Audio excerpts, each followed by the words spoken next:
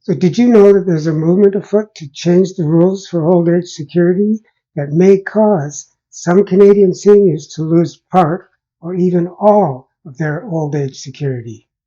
Now, I'm going to give you the information that you need, and then you can decide for yourself what you think of this proposal. Okay, first let's look at the current eligibility requirements. Then we'll consider the suggested changes. Look, I'm going to keep it short, so stick around to the end, please. Now, currently, if you're aged 65 to 74, the maximum payment is $727.67, and your income must be less than $148,451. If you're 75 and over, the maximum payment is $800.44, and your income must be less than $154,196. Now, all of this is subject to a possible old age security pension recovery tax if your income exceeds $90,997 in 2024. So in effect, what that means is that if you're receiving OAS in 2025 and your 2024 income is higher than $90,997, you might have to repay part or all of your old age security pension. Any OAS income over that income recovery threshold may be taxed at 15%. So simply put, if your individual income is less than $91,000, you're eligible for the full OAS benefit. So now, let's look at the proposed changes. Here's what's being suggested. UBC Professor Paul Kershaw is, from what I understand, the apparent leader of the charge against the current old age security rules. Professor Kershaw makes the argument that the OAS has outstripped inflation since its inception in 1952, so that far too much is being paid to the current recipients. Now, there seems to be a belief that the majority of seniors are wealthy enough already, they really don't need the OAS. Now, just so you know, I'll give you links to his article and the Auditor General's report in just a minute.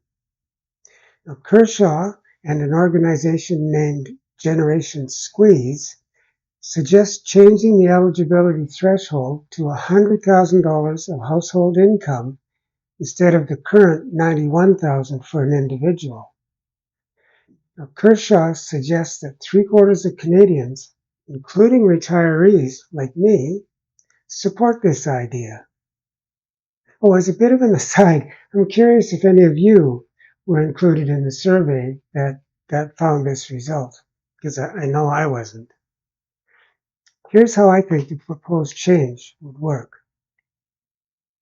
If I understand it correctly, what this change would amount to is leaving the threshold for an individual at approximately $100,000.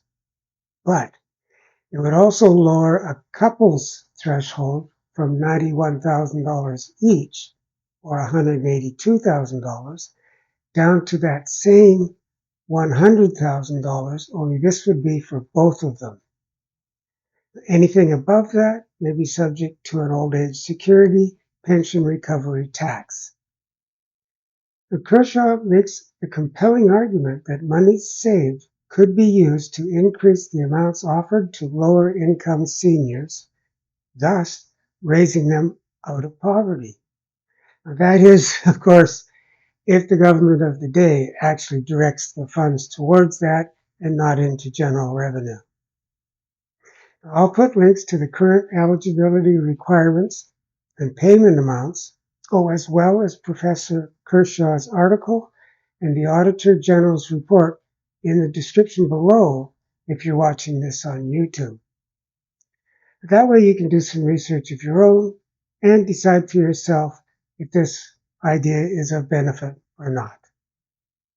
Now, I have some questions. If this proposal were to come to fruition, would we end up with like a two-tiered system with current recipients being grandfathered in with the current rules and new recipients having a whole new set of criteria applied?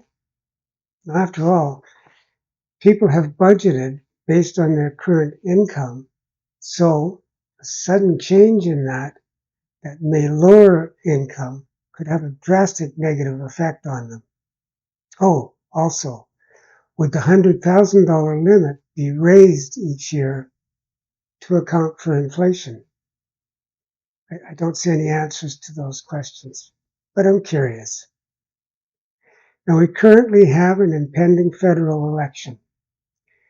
Can any of the parties running really be depended on if these rules are open for scrutiny? Or would we be setting seniors up for possible half measures or worse, cuts to their income? What do you think? Join the discussion and leave a comment below. Or while you're here, take the time to like and share the video with friends and family. Then subscribe to my channel and don't forget to click the bell so you get notified when new videos are uploaded. In the meantime, stay safe and enjoy your day. I'm wishing you peace, health, and harmony. Bye for now.